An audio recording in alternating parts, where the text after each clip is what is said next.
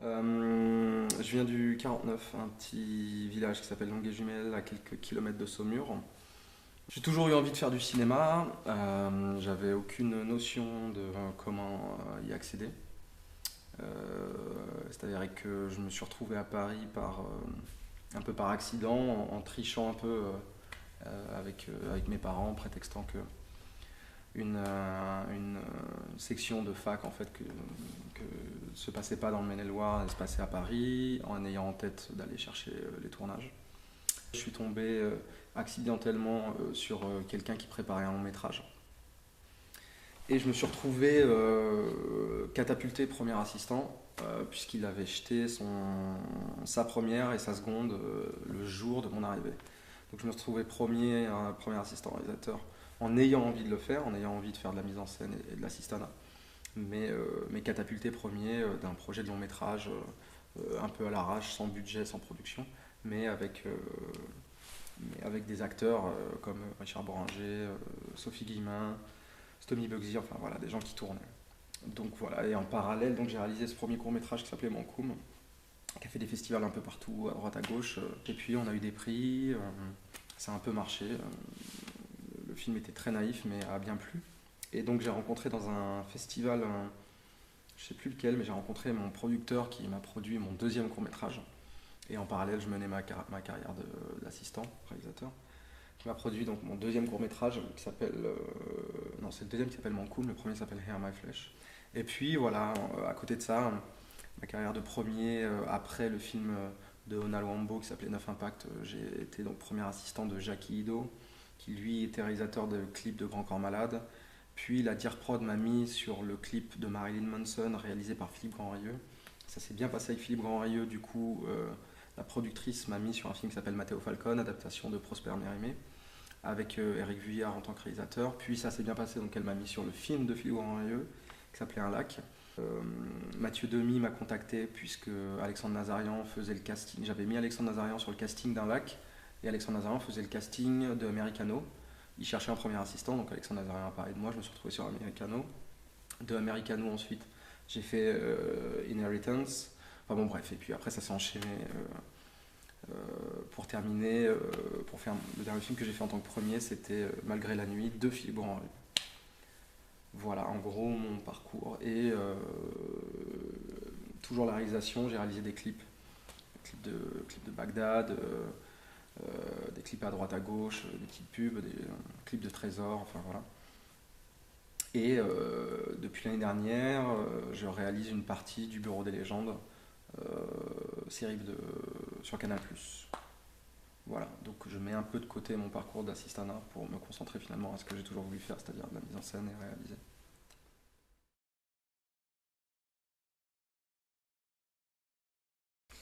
Alors, bon, moi, mon parcours est un peu singulier dans le sens où je suis passé très rapidement premier. J'ai été second sur un film, mais aux États-Unis, à New York, un film qui s'appelle Cellar. Et j'ai que très rarement, et pas sur des gros projets, été troisième ou second. Mais par déduction, je pense que c'est d'une trouver une équipe, euh, c'est-à-dire trouver un second qui, en étant stagiaire, trouver un troisième et un second avec qui on s'entend bien, qui peut t'emmener sur d'autres projets, puis un second, quand tu es second, trouver un premier qui t'emmène sur des films. Je pense que c'est vraiment de trouver une équipe, quelqu'un de solide, une sorte de mentor qui permettra au troisième de passer second, au second de passer premier. Mais je crois que ça passe beaucoup par des rencontres de gens qui vous permettent, qui vous donnent la chance de passer d'un projet à un autre.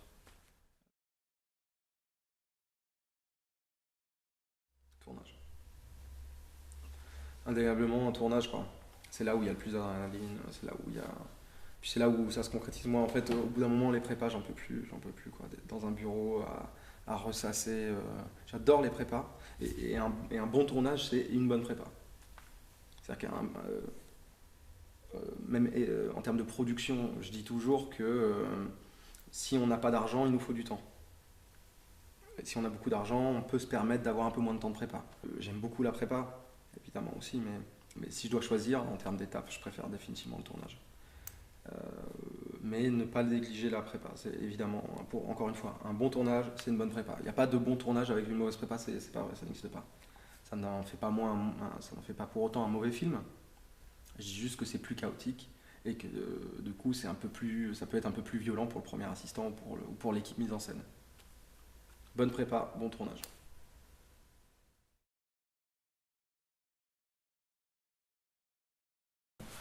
Pour être un bon premier assistant réalisateur,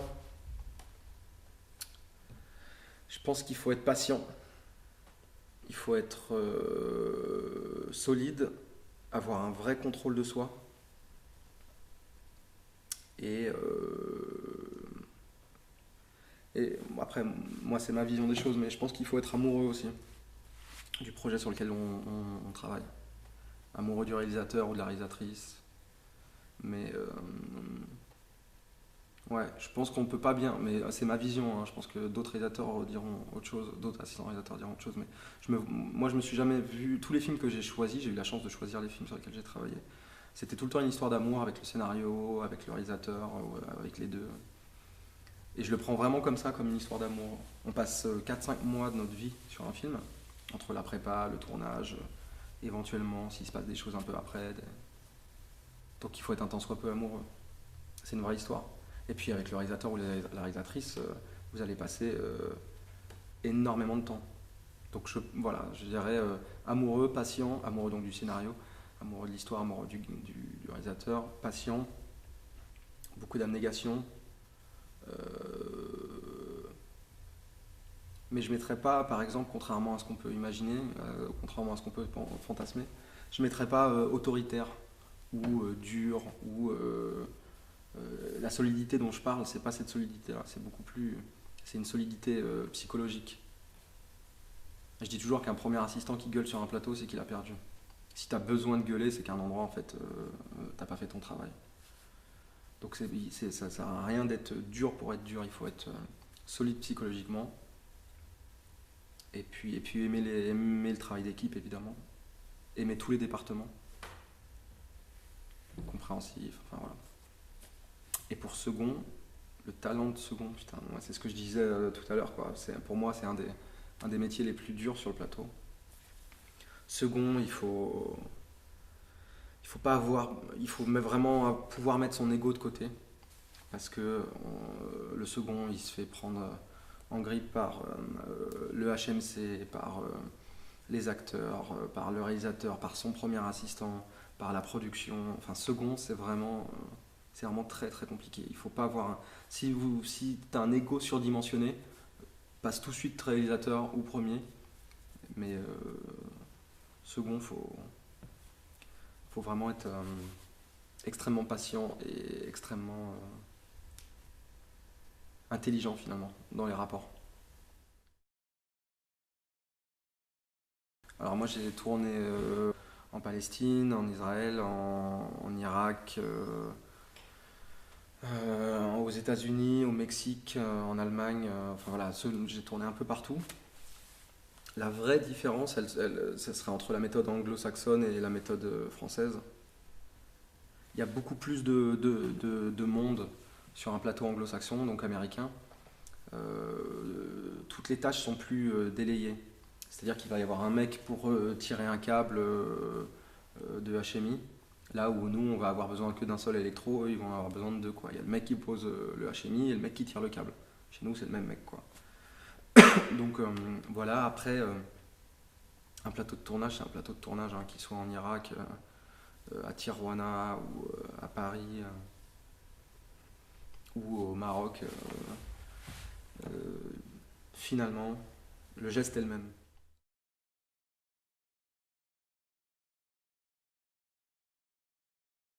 Il y a deux situations finalement sur le même film.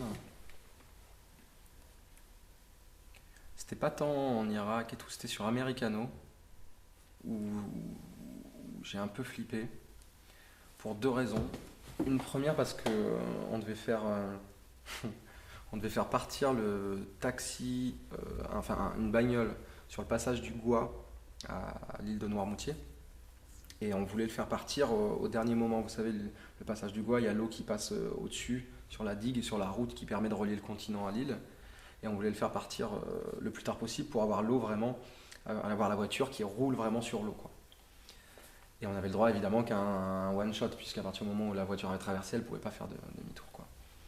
Et on a attendu, et on a lancé l'action. Je pense qu'on l'a lancé quelques secondes trop tard.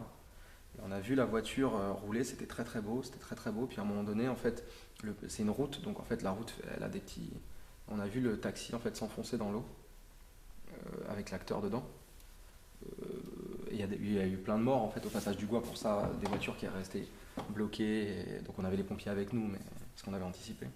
Mais à un moment donné, toute l'équipe, j'ai senti toute l'équipe et moi le premier me dire oh merde, là on est en train de faire une énorme connerie. J'ai vraiment vu le taxi que le moteur prenne l'eau du taxi, c'était un vieux Mercedes en plus. Je me suis vraiment dit, ok, la voiture va rester en plein milieu du passage du Gois, il va falloir emmener les pompiers, on va perdre la voiture de jeu. Enfin, ça aurait pu vraiment être une catastrophe. Et il y a eu une dizaine de secondes où j'ai senti, mais vraiment littéralement, toute l'équipe complètement paniquée. Et c'est des choses assez indéfinissables, mais où on s'est dit, ok, là on est en train de perdre. Enfin, on est dans la merde, quoi. Et puis finalement, elle a réaccéléré, elle est repartie. Elle est arrivée, tout le monde a soufflé. Ça, et puis sur le même film finalement, Americano au Mexique, à Tijuana, où on tournait dans les barrios un peu chauds. Et il y avait un gang, un barrio qui était tenu par un gang qui s'appelle la Marra, qui est le gang de mecs, tous les mecs tatoués, vous savez, sur les visages.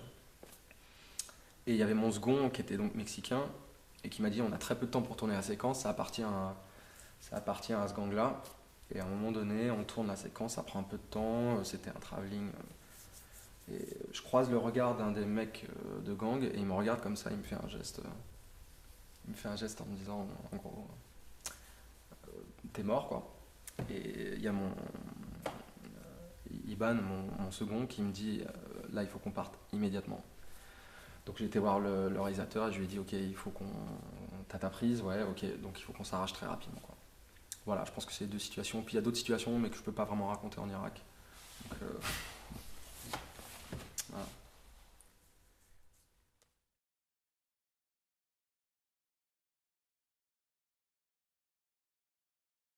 Bah, moi j'ai une manière de travailler qui est assez particulière, c'est que je fais aveuglément confiance à ma seconde, Alma Galinadal, qui est une seconde parfaite. Et donc je lui fais aveuglément confiance. C'est une grande amie avant toute chose. Et ma troisième, qui est en train de passer seconde en ce moment, qui s'appelle Orsa Cousin. Donc avec mon équipe mise en scène, j'ai une confiance aveugle. Euh, je les protège énormément aussi, parce que je sais qu'elles sont au front, presque plus que moi, presque plus que le premier. Donc j'ai un rapport assez fort, c'est-à-dire vraiment je crois qu'on ne peut pas travailler à la mise en scène, que ce soit premier, second, troisième, si il n'y a pas une sorte de plus que de soutien, presque de fraternité, en tout cas pendant le prisme tournage, quoi, et prépa. Donc avec mon équipe mise en scène, très proche, beaucoup de soutien, indéfectible, peu importe si elle a fait une erreur, ou peu importe, je préfère prendre pour elle, et après qu'on ait une discussion, mais c'est à moi en tant que premier de prendre pour les erreurs du second ou éventuellement du troisième. Ça n'empêche pas les discussions encore une fois derrière, mais très solidaire. Et avec le reste de l'équipe, ben voilà, c'est en tant que première assistante et chef d'orchestre, dont tu te dois de connaître toutes les difficultés de chaque département, du son au HMC en passant par les machinaux ou les accessoires. Donc la légitimité du premier vis-à-vis d'une équipe de tournage vient du fait de la connaissance, pour moi, de la connaissance extrêmement précise de chaque département. C'est-à-dire quelqu'un qui n'a pas conscience du travail d'un perchman, ou qui n'a pas conscience d'un travail d'un électro ou d'un premier assistant caméra, ne peut pas faire tourner un plateau. Ne peut pas faire tourner un plateau. Donc ça veut dire une certaine connivence, ne pas forcément être dans un rapport amical, ça ne veut pas forcément dire ça, mais toujours dans un rapport respectueux et le plus compréhensif possible. C'est-à-dire que a priori, on peut partir du principe que tous les jours, une équipe de tournage a envie de rentrer la journée, en tout cas de tourner. Donc On n'a pas d'ennemis sur un plateau. Donc il n'y a pas de raison de s'en créer. Il n'y a pas de raison de s'engueuler avec quiconque sur le plateau. Tout le monde est là pour faire le film. Donc à partir du moment où vous avez ça en tête, ça n'est que des alliés.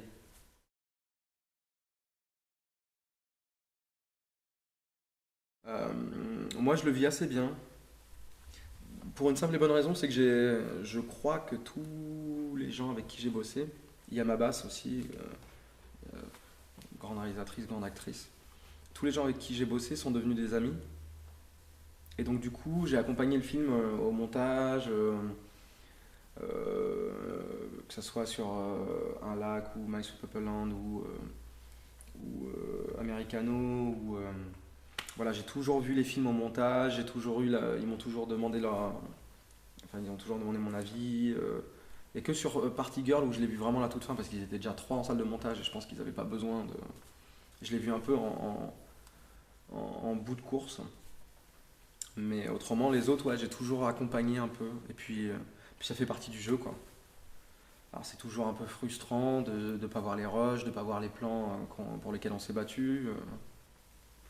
Mais je trouve ça plutôt beau. En fait, j'aime bien l'idée de. C'est toujours pareil, quoi. Après, c'est pas pour mettre du romantisme partout, mais il y a un truc de. C'est très fort, très très fort pendant 2 semaines, 2 mois de prépa, puis 2 mois de tournage. Tout est très fort. On est avec les acteurs, les accessoires sont indispensables, chaque chose est. Et puis boum, ça s'arrête, tout s'arrête. L'histoire d'amour s'arrête. Et puis 8 ou 9 mois après, vous retombez dedans, mais avec cette pointe de nostalgie, un truc un peu doux, doux amer selon les projets, mais un peu doux qui est ah ok je me rappelle de ce plan, ah tiens oui ça m'a. Comme quand vous revoyez une ex ou un ex et que vous vous dites ah c'était agréable, c'était finalement un bon moment, ça a été dur, mais, euh, mais on retient tout le meilleur et a priori là, sous vos yeux. Vous voyez ce que je veux dire? Donc il y a un truc qui est. Moi j'ai jamais eu ce truc de. Peut-être sur un lac, à la limite, mais parce que j'avais une histoire personnelle un peu compliquée.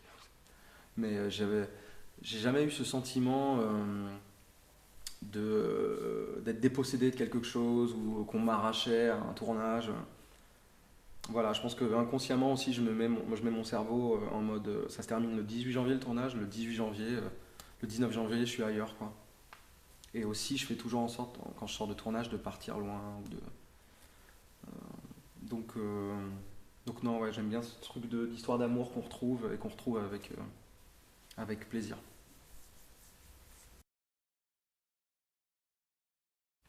Ouais, réaliser, ça a toujours été.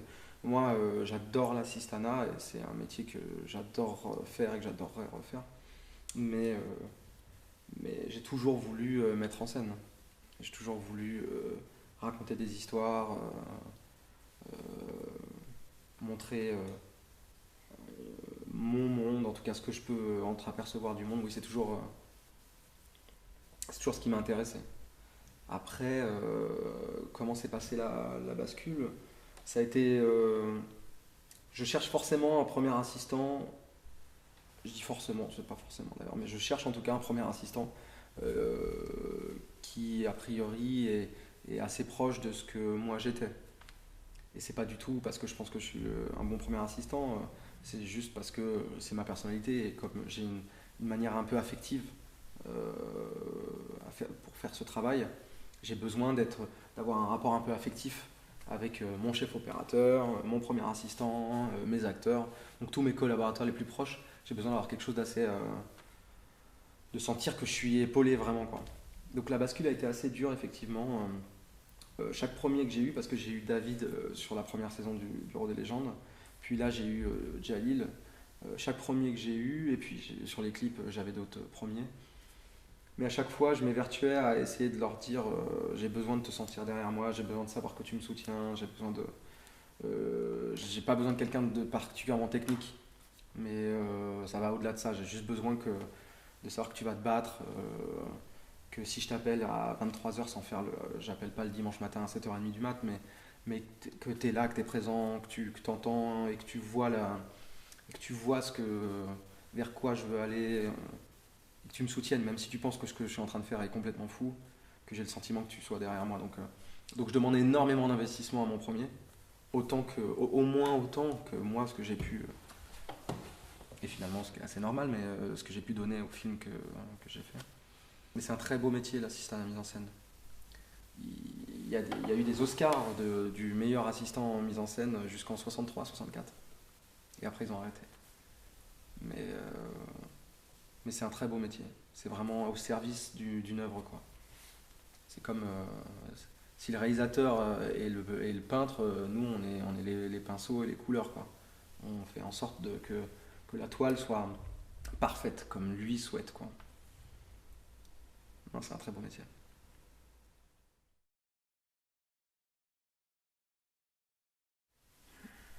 Moi, le conseil que je donnerais, il va au-delà de l'assistanat, hein.